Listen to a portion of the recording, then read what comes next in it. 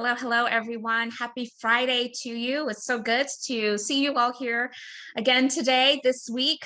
So many of you are friends of this podcast community and you return week after week, and we are so grateful. I am Dr. Nika White. My pronouns are she, her, hers, and I am the founder and lead principal consultant of NWC, and this is Intentional Conversations VodCast, where we intersect conversations of diversity, equity, and inclusion and belonging with leadership in business. Just take a moment to get settled into this virtual learning space. If you would, please locate the chat. Let us know where you're joining the conversation from. It's always great for us to be able to see where people are joining the conversation from. And we have Oklahoma and Dallas being represented. I see Ohio and South Carolina, of course, which is where we're headquartered. But let us know where you are joining today's conversation from. And if you also feel inclined to share your LinkedIn information, we value that. That lets us know that you're interested in being connected with this podcast community beyond just this window of time together today. Cameras are encouraged, but they're certainly not required. We love to see smiling faces, but many of you are just joining in auditory capacity, and we certainly honor and welcome you in that regard. I also want to let you know that we do have closed caption that has been enabled for those who may find value in having that as part of your experience today. This is our way of really centering the importance of disability inclusion. And again, this is Intentional Conversations Podcast, and I'm Dr. Nika White. Welcome to our community.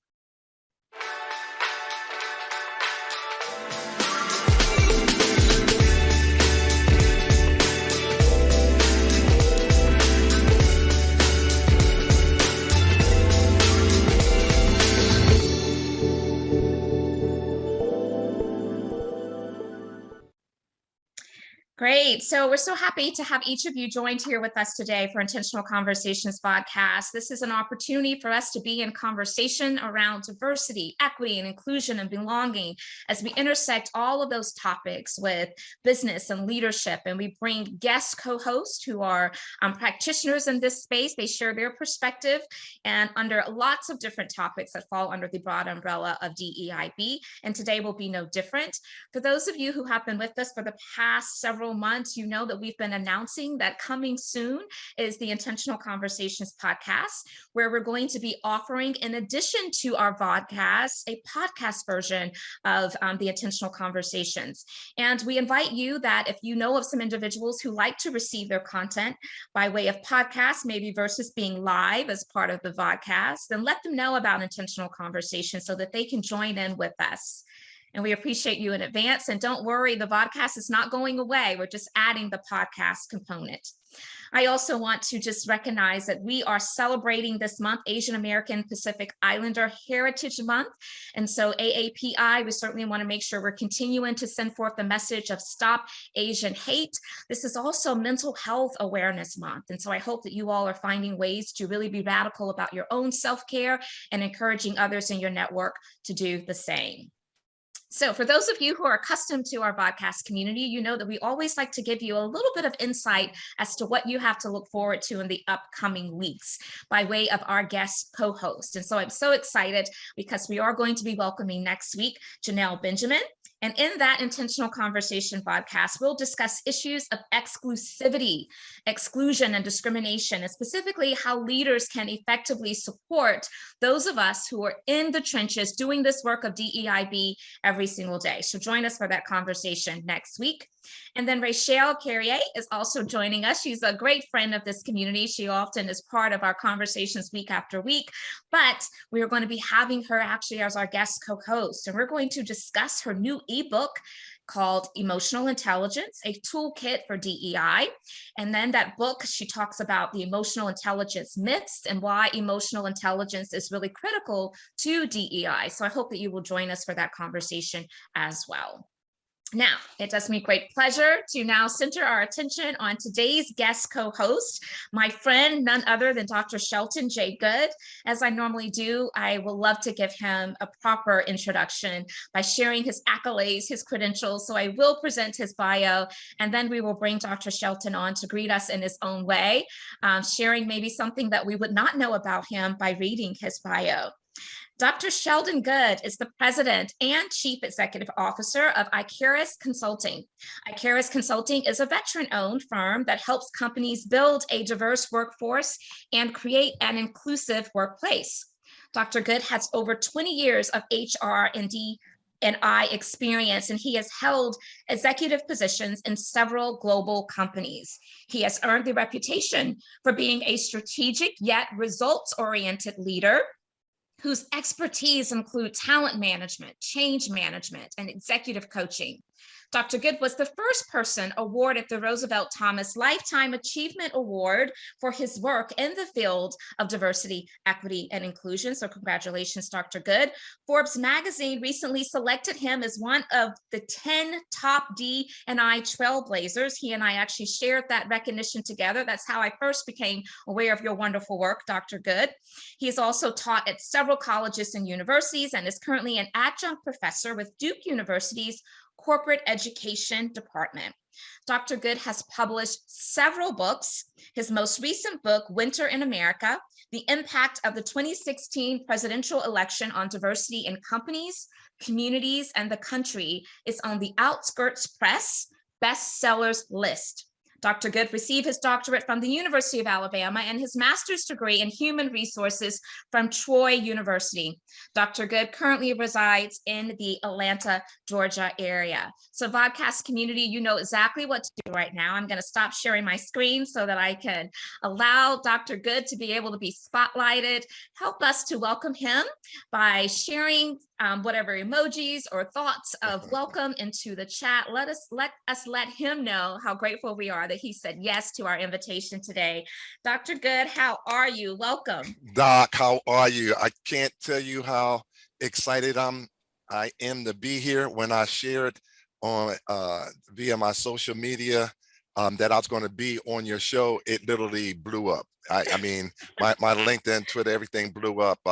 I've seen there, I can see on the screen presently, friends, family, people from my team, and most important, some clients. So Dre, out in King of Pressure, how you doing, bro? So glad to be here this morning. We're going to have a transparent, candid, they're going to hear a conversation not unlike they haven't heard before, because we know each other and share a lot of things in common. So we're going to keep it real this morning. Absolutely. One of the things that I always tell my guests, I'll share this with the VodCast community. I always tell my guests that I want them to help co-create this experience. It's not enough for me to just come and ask very specific questions. I mean, certainly we spend some time in conversation preparing to make sure that this can be meaningful time for each of you.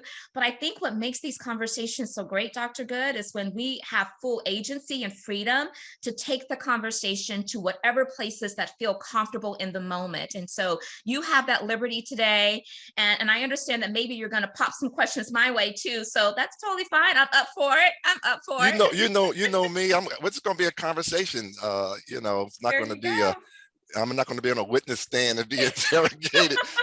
I may even ask some of the folks I see on the screen that I know some questions. So be ready. This can go any kind of way. No, I love it. And so to our audience today, of course, for those of you who have been joining us week after week, you know that we love a sense of community. So certainly use that chat. If I say something, Dr. Goode says something that really resonates with you, place those thoughts into the chat.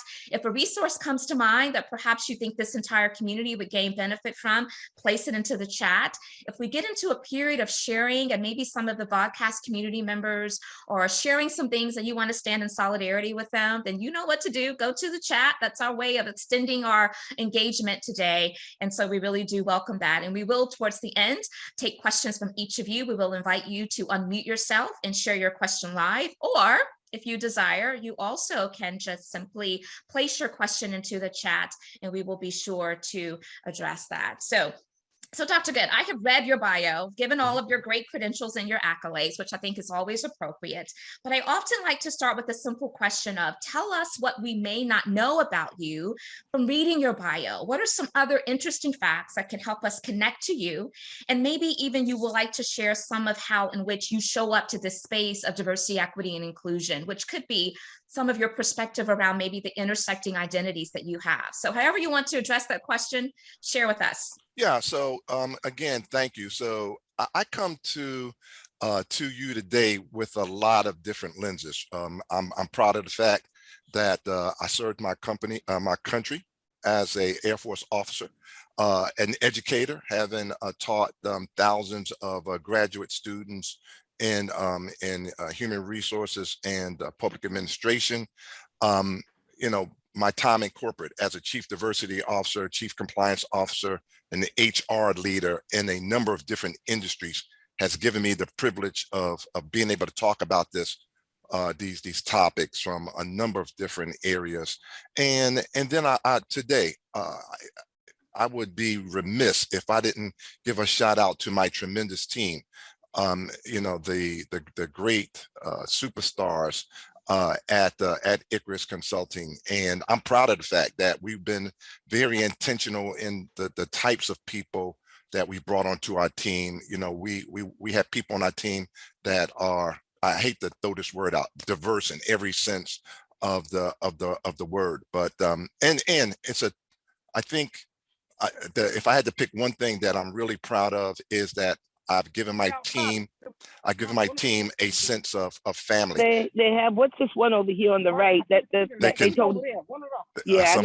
Someone's not on mute. I give my team permission to we are a do learn grow organization. So everything that we do, we learn from, and then we hope to grow. So my team pushes me, they challenge me, and that has helped make me a better person. And then last but not least, I'm old school. I was born and raised in North Philadelphia, the Strawberry Mansion neighborhood, and I'm one of those people that I know we've got all this download music and things like that, but I have over 10,000 albums. And I will, go back to the vinyl and pull that out. That's just the old school in me. So that's telling just, your age, Dr. Goode, but that's okay. Listen, I'm right there with you. Albums are coming back. They're coming back. I'm keeping my really albums. They're coming back. Yeah. They really are. No, I love that. I love that interesting tidbit about yourself. One thing, you know how to. I'm going to remind each of us to please make sure that you locate that mute button. Let's make sure it's activated. There will be an opportunity for you to share. And so during that time, we will invite you to unmute yourself and share. I also want to thank you for your service. I've seen a couple of those statements that have appeared into the chat as well. So thank you for your service. And let me correct myself because I did not pronounce your company's name correctly. So Dr. Goode, I want to get this right. I was taking notes when I heard you mention a second ago. You said Icarus. Is that correct? That's correct. Yes. Icarus. Okay. Yes. Give me a little bit of interesting tidbit about that name. Oh, here we go. Now you see, now you're going deep. I went to a Jesuit prep school, and we had to take two languages, Latin and Spanish. Up there, I walk you back up. And one of the things you had to do was learn Greek mythology. And I became enamored with a particular figure out of Greek mythology. It's Icarus. This character decided to, he believed everybody should fly. So he fashioned some wings and, tried to ascend to Mount Olympus. A lot of people think they know the story of Icarus as having failed because he made the wings out of wax. But truly, the story is about a person who aspired to be something more than he, people thought he could be, did something that no one had did. And so, that's sort of the inspiration behind Icarus. Our tagline is, let's defy gravity. We believe everyone can be more. We believe everybody deserves the opportunity to be the best version of themselves as they define it. So that's what we try to help our clients and our colleagues do. I love that. I love that. Thanks so much. I've been waiting for this opportunity to ask you about the name, the meaning behind the name of the company. So thank you so much. So let's jump right in. So we are now, I don't want to say post-COVID because it's still impacting, so much of what we are experiencing right now. But how is work being reimagined? And talk about maybe the pros and the cons of how people are reimagining work now that we've gone through a couple years and we still are dealing with some effects of COVID, but now we're smarter about it, right? Yeah. Well, and you know this, and so does the audience today. We are in May of 2022, and this is not we're not where we were just 2 years ago. We're in a different world. I spend a lot of my time talking to particularly leadership in organizations to get them to understand, accept, and hopefully embrace that we're just in a different place. Let me give you an example. One of my clients just announced today that everyone has to come back into the office starting 1 June. And it's an arbitrary unilateral. Now, again, companies deserve the right to make decisions, but I think that decision is not being informed. You know, employees today want more say over the things that impact them every day. They want more say over their work, how that work is done, where that work is done, when that work is done. And again, I know companies are not used to having to negotiate and discuss these types of conditions of employment with their employees, but that's just the reality. And employees are voting with their feet. And employees, in addition to demanding and deserving a psychologically safe, less toxic workplace, one where people are valued, respected, and allowed to be the best version. They want more say over the technical aspects of their work, not after the fact. They don't want to be consulted after the fact. Hey, we're thinking about doing this. What do you think? No, they want companies to engage them in the conversations up front. And let me be candid here. Leaders are not comfortable, confident, or competent having those sorts of what you and I have, labeled as courageous conversations. They're just not. So, that's what we try to do, is help our clients around the corner and across the globe understand that we're in a new reality. Yeah, that's a good way to talk about it, a new reality. And what I have been amplifying for a lot of the client partnerships that we have, and you probably have been doing the same, Dr. Goode, is that since we are in this distributed workforce environment, this hybrid or fully remote, we have to make sure that we are even more leaning into all of the best practices relevant to diversity, equity, and inclusion and belonging, because it's hard enough when we are actually sharing the same physical space. But when we go now to this hybrid environment, it takes an even more concerted effort to make sure that we are meeting people where they are. We are helping them to feel a sense of connectivity and belongingness. And so I know that that's been a big conversation that we're having. I'm sure you're having it as well. Yes, it is the conversation. Yes, the conversation. But we've both been doing this a long time, and you and I have, in some respects, I know I have. Having been a former chief diversity officer, I came into this work kind of pushing things down, and we're looking at now reversing the model, taking feedback from employees via feedback that's been gifted to us via town halls, via employee surveys, via listening sessions, and using that to inform what does diversity, equity, inclusion, belonging mean from the people who are helping to make the organization successful. And then if we can align our efforts in response to that feedback to corporate goals and what we are trying to do as in some cases, maybe the mission of the organization, then you're going to have a healthier, and I used to say more profitable, more successful. Now I'm using the word health, more healthier organization. That's what we need. We need organizations that are healthier. Yes, healthier in many respects, not just from the bottom line, but the people are feeling a sense of wholeness by being a part of your organization. Right. So I love that reframing. I think that's really key. So I'm going to stay here for a moment. Why can't CEOs go back to business as usual, whatever that was, right? Yeah. What's hindering management in this new employee landscape? Yeah, what's hindering management is a denial of the reality of what we have going through, the impacts on business.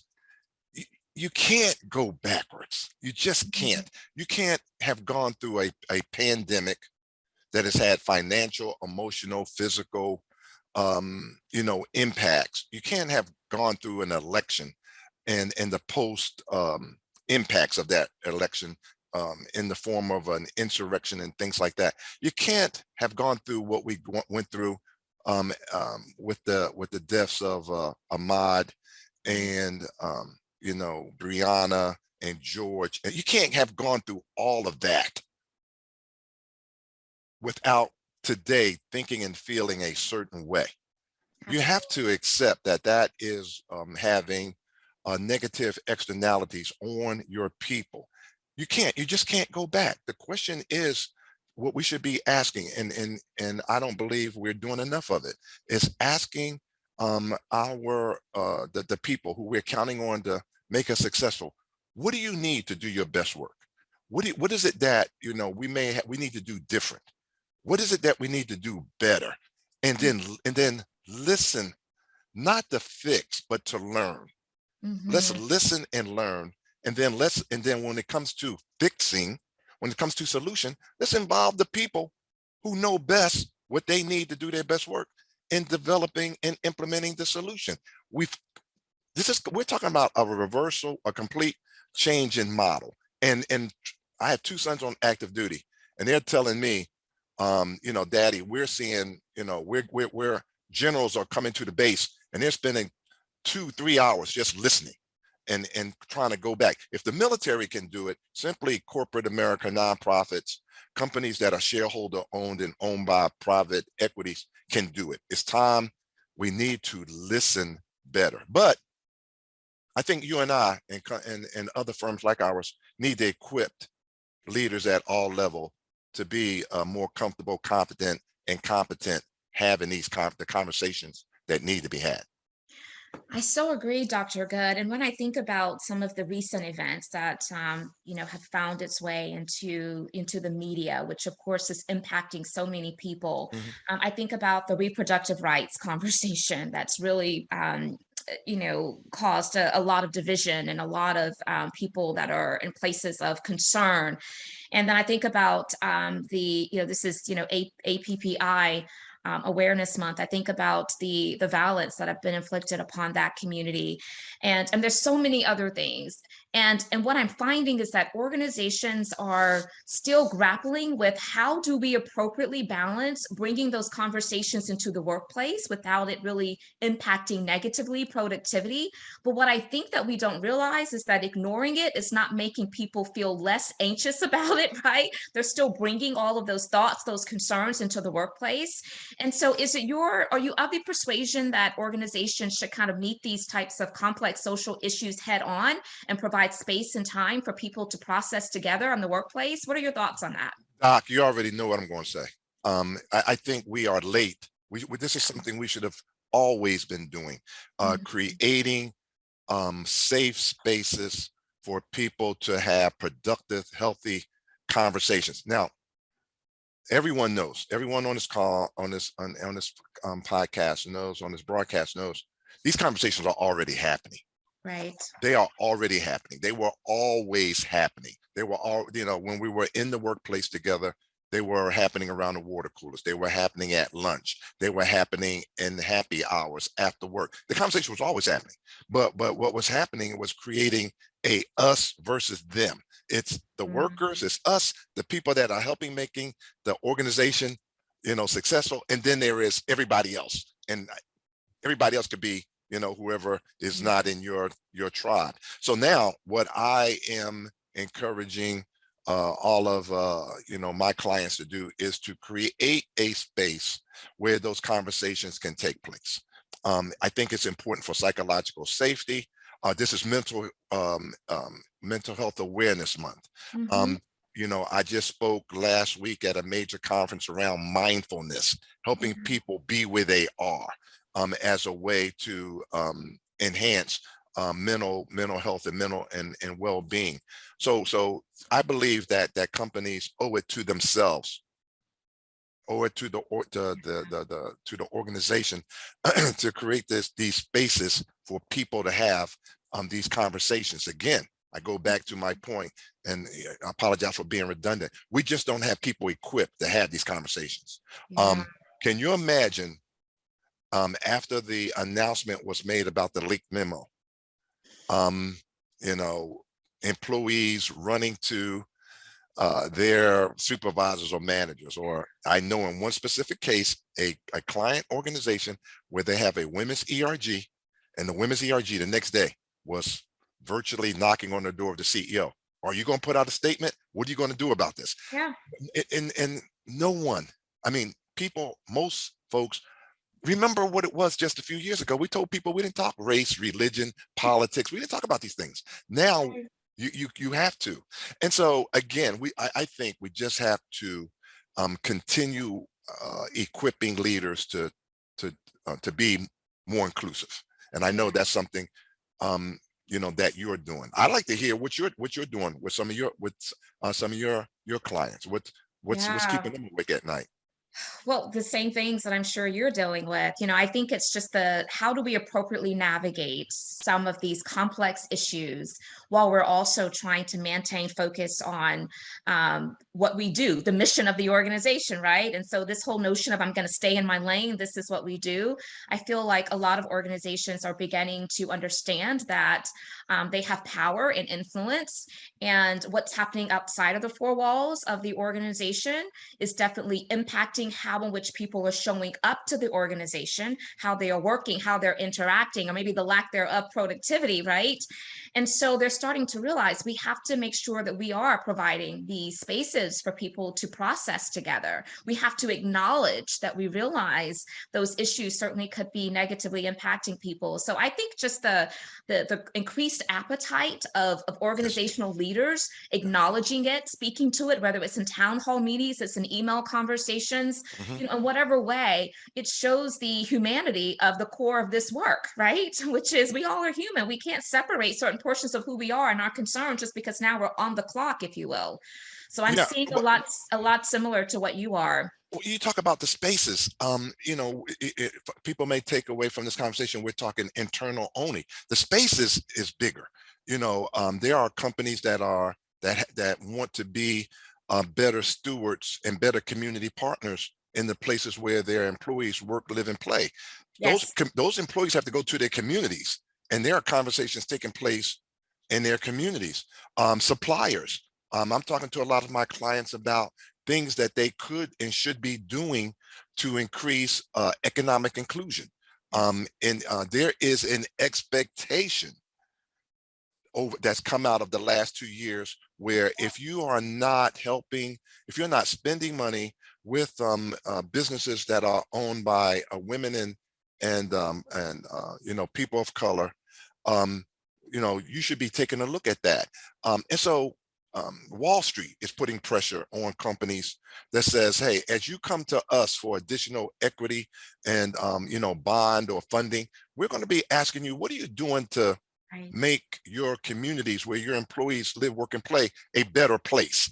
You can't just, I was about to almost mention a particular client, but you just can't stay in your lane. I'm sorry. And then if you're in the DMV, if you're in Atlanta, Georgia, where there has been a line drawn in the sand that says you have to make, if you're going to come and do business here, you just can't make money. You have to make an impact, and you have to help make things better. And here in Atlanta, we had a number of serious issues where companies were, investors, employees, communities were asking companies, you got to take a stand. Leaders are not, this has not been their thing. And so we have to help them be better, and then also help it make sense for the company so that they can do both. I believe companies can do both. I believe organizations can do both. Yeah, that's why I'm so intrigued about the B Corp that a lot of organizations are now gravitating to. And we've started that process of looking into it. We haven't fully adopted all the principles, but I think that is one of the ways in which many organizations are trying to be much more intentional around these issues that we know are important to people, which I think is great. So I want to talk about polarization and DEI. I was on a panel actually earlier this week, and that was a question that came up. And I want to get your thoughts on it, but, for all of those individuals that will say, this conversation of diversity, equity, and inclusion is just divisive. It's a distraction. It's just dividing people, and we need to stay away from it, I'm of the persuasion that those that believe those sentiments, it's because they have classified in their mind that DEI is all about having some winners and some losers, and that this work is not something that helps all of us emerge stronger. So how do you address the question or the comments related to how polarizing this conversation is and how we need to just stop because it's not necessary and it's just creating division? Yeah, so Dr. Goode say to that. let me give a shameless plug. In my most recent book, Beyond Inclusion, reimagining reimagining workers in the workplace. That's the first thing I talked about at the very beginning of the book is reminding people that I know when some people hear the word diversity, let's put it like this, this, I know. You ask 10 people what diversity is, you're going to get 30 different definitions. The same goes with inclusion, equity, belonging, and all the other words that we use. So what I've tried to do is, first of all, remind everyone that the work that we do has always been about trying to help the organization and everyone in it be better. Be better, as defined by the organization and the people in that respective organization. It was never, even though people believed it, it was never designed to only benefit women and people of color at the expense of white males. So this is not new. This is not new. Now, the events of recent years have brought us back to this debate. But the question and the challenge of about what is the intent and the aspirations behind the work has always been challenged. What I'm trying to do is get people to let's just talk common sense. Let's just talk in everyday language and talk about what is it that you need to be the best version of yourself so you can do the best work so that everyone benefits. And then let's have a conversation around that. Doc, this big thing about the mass resignation, it's real. People have decided, I'm leaving the workplace. Can I share a quick anecdote just real quickly? Of course you can. My wife was the vice president of human resources at Cox Automotive. During COVID, she took a package and left. And, we talked about it as a family and just says, it's time. It's time. But even though COVID had an impact, even though some of the things that's happening maybe at the company had an impact, what had the bigger impact was she says, I've got options now to do something I really want to do. So she went out and started an online, high-end retail resale business. Translation, she gets a chance to go shop and then come back and then resell that. I mean, and so she's living her best life. She didn't want to go back into corporate. I have two daughter-in-laws, both highly educated, and they are seriously considering leaving the workforce and starting a professional, a bakery, starting a bakery because they have professional baking skills. People have taken a step back and said, wait a minute, maybe I don't want to do that anymore. Yeah. Maybe I want to do the true best version of myself is doing what I'm being called to do. And so companies need to understand, and oh, by the way, this is your top talent. This is your high potential talent. Right. These are the people that high potential I'm defining as someone who can go 2 levels above where they currently are. These are your top performers. And I'm defining top performer as someone who has been rated as exceeding expectation 2 performance cycles. Those people always have had choices, and they're not just leaving their company to go to another company. Some of those folks are leaving to start their own businesses. They're starting their consulting firms, or they're following their calling and aspiration, whether that's starting a cooking show or starting a rock group. And so I'm trying to get CEOs to understand you're not just competing with people in your industry, you're competing with people's dreams. And if you don't give them a reason to be at your company, then they're going to do what they believe is in their best long-term interest. What you think about that, Doc? I'm seeing it firsthand. I mean, the way in which organizations right now are having to navigate how to attract and retain the best talent, they certainly are having to be much more innovative and creative in their approach to what that looks like versus how it was, prior to this great resignation, what a lot of people are also referring to as the great reevaluation, reimagining. Mhm. And people have some really strong boundaries that now they are holding themselves more accountable to. And that is showing forth in how in which they're making decisions about where to plant themselves from an employment perspective. So it definitely requires organizations to think beyond what has worked, Doc, let's talk to our HR colleagues in talent Yeah. management and talent acquisition. Those of you that are out there trying to find talent in the most competitive landscape you've seen maybe in the last decade. Unemployment is at a record. Unemployment is at a record low.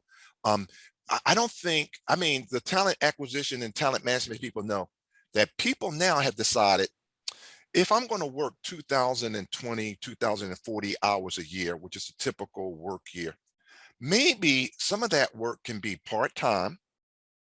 Some of that work can be gig work. Some of that work can be me doing my own thing. And now people are able to put together a life that allow and a lifestyle which says I don't need to get all of my salary and all of my variable income from you. So talking bonuses, long-term incentives, maybe I can cobble together enough revenue, income for my family that allows me to take care of my family and I'm not dependent on you. Yes. And so if you are a CPA like my daughter, you can put your stuff out there for gig work. You can work part-time or contract. And as long as her husband who is working and has insurance, or she has a father like me that will back her up. I mean, the people are able to people have more choices. So the talent acquisition experts and superstars are having to work harder. And oh, by the way, my daughter-in-law is one of them. She is a director of talent acquisition. And she says, oh my gosh, it's so hard. People are asking for so much. And some of Yeah. these things are beyond my ability to give them. Yeah. Yeah. It is tough out there. And these are conversations on the daily that I'm having.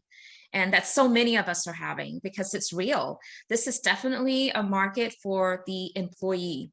And the fact that people do have options certainly is creating some bigger challenges for the workforce, but it doesn't have to be. And I think that's how we need to shift the conversation. We don't have to see it as a challenge. What we need to do is just be much more innovative around how in which we are trying to address these issues. Yes. I also think about the fact that many business models now are shifting to Yes. where their business model is not just reliant upon a whole lot of W-2 FTEs, right? Right. We're reliant upon these consultant partners, 1099 contractors. And so that's changing the landscape as well, because again, it just goes back to your point. People are finding different ways to be able to supplement the income, which gives them greater flexibility, allows them to follow their dreams and their passions. And it's working for people. And so we have to get on board with it. Right. So let's bring it right back to where we started. The business case, right? Everybody always says, oh, what's the business case? The business case now is not how many of this you have and how many of that you have or whatever. It is, if you don't have a workplace that's psychologically safe, if you don't have a workplace where I can be my authentic self, if you don't have a workplace where I can be the best version of myself, and if you don't help me grow and thrive to be all I can be, if you have a workplace that's toxic, you're not going to be competitive for the best talent. You're that, and so that's the business case. And so I notice, ladies and gentlemen, I never use the word diversity, equity, inclusion, belonging. These are words that, regardless of what you do for a living every day, you understand what it means, and you know what you need to do your best work. The question is your voice heard in your organization, or is your organization creating an environment so that all voices can be heard? And so that's what and notice again, I never used any of the DBEI, language. And that's, you ask me what I'm doing, I'm talking everyday common sense language to people across all industries and across the world, language that translates across the globe, which is, Yeah. I just want to do my work. I want to do my best work. I want to be paid and treated fair, and I want to go home and spend more and spend the bulk of my time with my family, the people that I really care about. Yep, that's it. Any objections to that? That's it. That's it, Dr. Goode. And I know that your words are resonating with many because I'm seeing lots of great commentary that's showing forth into the chat. And I want to remind this audience that in just a second, we're all going to be shifting. So be thinking about the questions that you would like to present, or maybe the comments you would like to contribute to this broader discussion. We will invite you to share that into the chat, or you simply can raise your hand, which lets us know that you're willing to present your question or comments live, and we will spotlight you to do so. So I want to go to one more question before we open up to the audience. And I want you to tell us about your latest book. You, of course, as I mentioned, you've written several books, but your latest book is entitled Winter in America. And it's all about the impact of the 2016 presidential election on diversity in companies, communities, and the country. So give us a little bit of premise of what inspired this book and what can people expect if they were to pick this book up, which I hope you all will consider doing so. And my team will certainly source that information and place it into the chat. Yeah. So can I just a little caveat, because in this, people ask me, what were you doing during COVID? I was writing. So I actually have recently released a new book, just hot off the presses. And that book is called Beyond Inclusion. Okay, so that's your newest one. Beyond Inclusion is your actual. Okay, perfect. Yeah. Yes. And it was inspired by COVID, by what I was hearing from clients, from people like you, people in our field, from diversity leaders, I interviewed probably over 500 people for this book. Tell me what you thinking, feeling, and experiencing in this new, environment that we are going through. So it started, obviously, back in January of 2020, when we discovered that there's this thing called, COVID-19, and then immediately we went to a shutdown, and companies had to shift. Right. My inspiration for it came, I had a client that has a call center with over 500 people.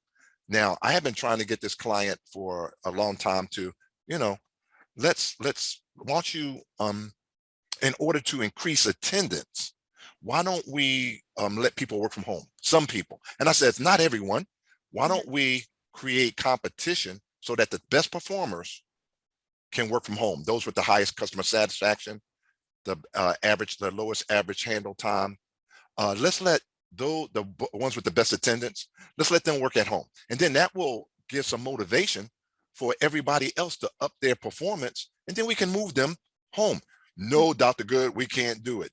Soon as COVID hit, they says, "Oh, Dr. Goode, what are we going to do? We can't have 600. To do it. We can't have 600 people in this big mega call center." I says, "Oh, now we're going to send." So that says, "Oh my gosh, I'm going to capture that case study," and that's how the book. We have to reimagine. Why do we need a crisis as a platform for change? Or better yet, we need to use the crises that we went through as a platform for change by reimagining workers, what workers need, and the entire workplace.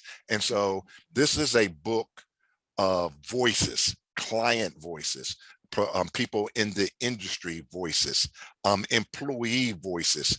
And I tried to capture that, and as a handbook for leaders that are leading organizations that says, "Doc, I can't figure this out."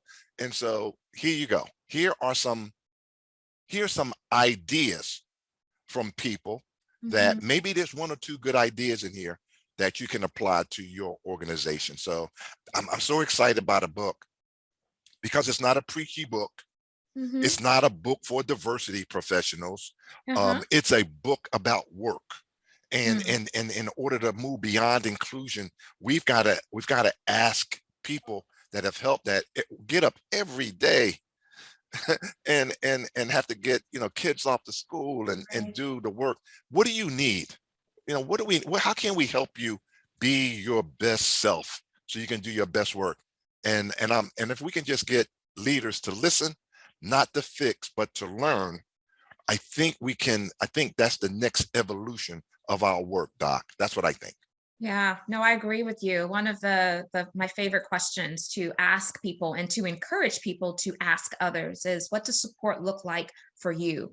And even for you in this moment, because that support can look different from day to day based upon the circumstances. And so I Yeah, think it's a great way for us to really be centered on hearing from people directly who are being impacted, and particularly for allies, and then feeling called to action around that specific information instead of what we assume is the best way to help someone. And I think that's just so critical. Well, we did share your Beyond Inclusion Reimagining Workers link in the chat, so I hope you all will take a look at that. So I want to open it up for our audience here. Is there some curiosities you're holding right now that you would like to be spotlighted and share with the group? And Linmore, I think I saw your hand go up first, so I am adding you to our spotlight. Welcome, good to see you. Thanks for joining us this week. Yes, good morning, everyone, and greetings from Decatur, Georgia. I'm going to do a selfish plug for myself with Dr. Goode. I'm interested in finding out in the Atlanta area. I'm in Decatur. I think you're in Conyers. right. I'm interested in getting plugged into the network here in the Atlanta area. Any suggestions? Absolutely. I've already reached out to you on LinkedIn, but when you mentioned that, and when she mentioned that in your bio, I was like, oh yeah, cool. Plus, Yeah. I'm also a veteran too, officer, a Michigan National Guard, and thank you, sir. Thank you for your service. So good question. I can give you a very concise answer. Atlanta, we have privilege, given our long history with civil rights and social justice, et cetera. We have the most robust communities in the country. We have number one, let's start with the Society for Human Resource Management. We have one of the largest, most robust chapters in the SHRM ecosystem.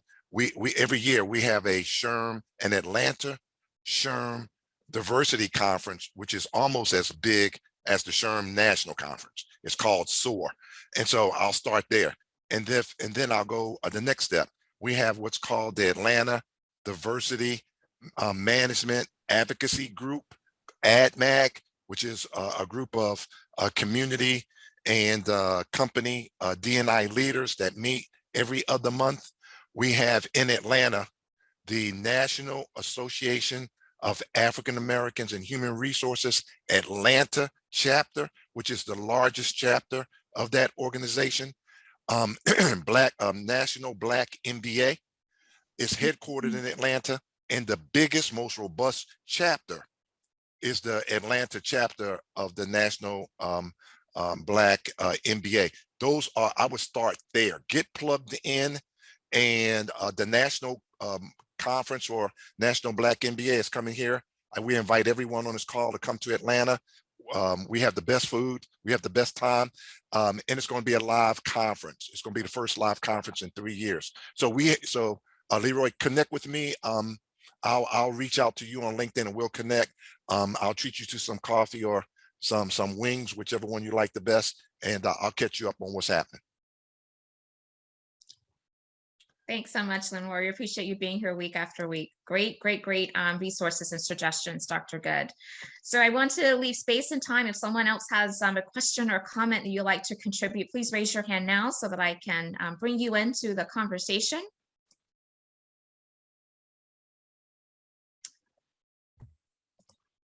Okay, Tina McDaniels. Good to see you, Tina, bringing you into the spotlight. Welcome. Thanks for being here. Well, thank you. I'm glad to be here. So my question kind of goes back to the discussion around polarization and DE&I. And the comment was made that work has always been about organizations being better, and it's never been to necessarily benefit women and BIPOC population. So how do you kind of leverage equity in those situations where you know that there have been inequities? Dr. White presented at a conference in my area just recently, and inequity is real. So how do you address that, Dr. Goode? Yeah, inequity has always been real, and it's always been in the workplace. And first of all, equity has never been understood that you have to give people what they need to do their best work. It's not about a one size fits all, but equity, whether it has been, or inequity, whether it's been around pay. Women have been underpaid for decades. I mean, since they've been at the workforce, they're still earning only 79 cents for every dollar. And companies have not, for the most part, taken intentional actions to just look at equity and internal equity. And so let's go to health and disability. Companies still struggle, even though it's the law, with coming up with something as simple as reasonable accommodation committees, and not leaving it to supervisors to say, you know, whether or not I can provide that accommodation or what that accommodation should be looking like. We should be looking at accommodations across the whole enterprise, and we're still not good at that. And so it's always been about what do individuals, groups need that to do their best work.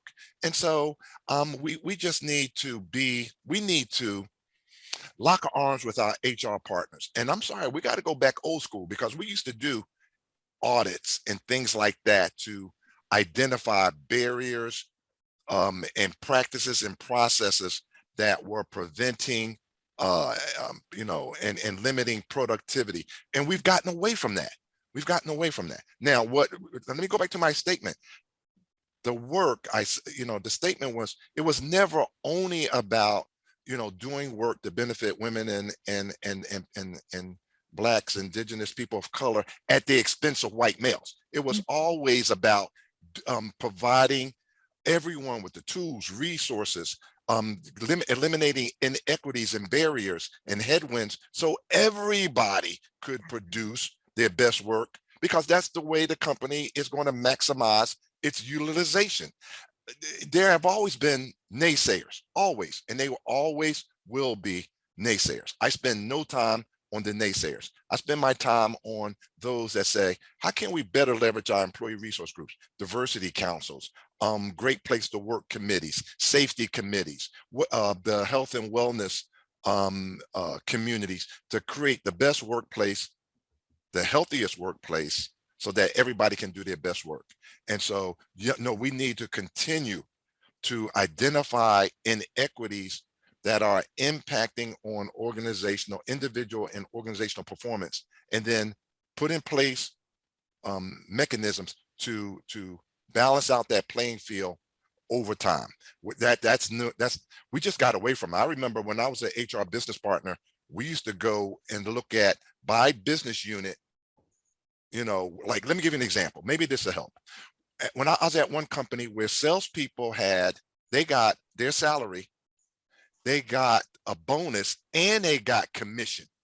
So we had salespeople making 300% over the average salary. And we said, wait a minute, something's wrong. Should they be entitled to commission and bonus? And so we went back to the salespeople and we said, which one do you want, commission or do you want bonus? They said, hey, don't mess with our commission. You can keep that lousy bonus, because some years we got it. That's what we're talking about, equity. And so I can give you hundreds of examples, and dozens of them are in my book about what equity actually means and how you go about rooting out inequity. But it's all driven by each organization. It looks different in each organization. Doc, wouldn't you agree? I completely agree. You answered that very comprehensively. So yes. I got to give one more example. Because during COVID, we had clients that were trying to everything they could to keep the doors open. I had a CEO come to me and say, Doc, what do you think about this? I'm trying to keep I don't want to lose any head count. So, I'm going to just implement a 35% across the board pay cut. He says, what do you think about that? I says, are you open to some feedback? He says, yes. I says, why would you do that? Why would you make a person who's only making $11.25 take a 35% pay cut? I says, why don't you look at 35% for the C-suite? Why don't you look at 25% for VPs? Why don't you look at, cascade, and then for anybody not making $20 an hour, don't touch them. Mm-hmm. He says, oh, I didn't think about that. And so that's what we're talking about, equity. We got to get people to understand the difference between equity and equality. And I know Dr. White is going around the country, trying to get people to understand that. So a couple solid examples. Hopefully that illustrates my point. Thank you, Dr. Goode. I've ordered your book, so I'll be looking for those other examples. Thank you. Thank you. Awesome, fantastic. Thank you so much, Tina, for sharing. So Rachel Mahirazzi, we have time for another question. I want to bring you on next to present your question, please. Yes, hi, Dr. Goode. I really enjoyed the conversation today. I wanted to ask something that I think will be answered in your book, which I'm going to order. But could you expand on how the Trump presidency affected how people look at diversity, equity, and inclusion work in America as a whole? And you've said a lot throughout this conversation about language and how you don't focus on DEI language. Is it because of that? And as DEI workers, what can we do to help, or what can we do? Because there's a lot of backlash based on some of the things that were said and done during the Trump presidency, to where a lot of people in workspaces are very resistant to anything that we have to do. So those are my questions. Yeah, great questions. I've only got like 30 seconds to answer. So let's continue this conversation on LinkedIn. I hope everybody will connect with me so we can continue this conversation. Let me try to answer your question as concisely as I can. My use of common everyday language doesn't have anything to do with the previous administration, the backlash that we're seeing even now. My approach has been, I got to be able to talk to a sales rep at a retail store. I got to be able to talk to a lineman climbing a pole. I got to be able to talk to a person that works in the emergency room. I've got to have language that I can use consistently across all industries that makes sense. Nobody at the front levels uses words like diversity, equity, inclusion, belonging, and any of the other words. I'm not saying these are not valid concepts and words. I just say I've got to talk to people. I have to meet them where they are and talk to them in a way in which they understand, which is, what do you need to do your best work? In terms of the impact of the previous administration on this work, well, now there's another book, which is Winter in America, the impact of the 2016 presidential election on diversity in communities, companies, and the country.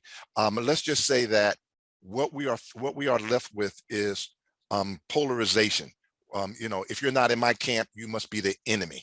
And I will tell you that if you get into a conversation like we have today and create a forum by participating in forums like Dr. White's, intentional conversations, you will find there is no us and them. We all want basically the same thing, which is healthy communities, healthy companies, and a country that lives up to its aspiration, which is life, liberty, and in the pursuit of happiness, with liberty and justice for everybody. For everybody. I'll stop there because I know we got 2 minutes, Dr. White. I'll toss it back to you, ma'am. No, thank you so much. Yeah, you're getting some round of applause on that. So we definitely are in agreement with you. So in our final 2 minutes, Dr. Goode, we could probably continue this conversation for another hour at least. But I want to give you the ability to, in our final 2 minutes, to just share with this audience maybe some additional things that you're feeling really emboldened and passionate about right now that we were not able to tackle within this conversation. What would you like to leave this audience with? With one word, with one phrase: we're better than this. We can be better. Let's figure out what we need to do different so we can be better. Let me say it again. Let's figure out what we need to do different so we can be better. We want healthy communities, we want healthy companies, and we want a country that's better. We're better than this. Mm-hmm. As a person that served this country and flew around the world defending what we stand for, we're better. We're better. So let's roll up our sleeves, let's get to work, and let's get it done. That's an amazing note to end on. We are better than this. I believe it. I hope each of you who are connected here with us today and our community with us believe it, because it's going to help us emerge stronger if we do believe it. So Dr. Goode, thank you so much for sharing with us today. Thanks for saying yes to our invite. Thanks for all of the work that you're doing. Thanks for your service to our country. And we hope that we will be able to invite you back in the future. Absolutely. So much going on with you and in your work. I hope you all have enjoyed this. If you have, I want you to be sure that when the replay goes out, you share it with someone else in your network that you think would be find this content of value. But we appreciate you being a part of the Intentional Conversations podcast community and hope to see you next week. Have a great weekend, everyone. Bye-bye. Thank you. Thank you so much. All right.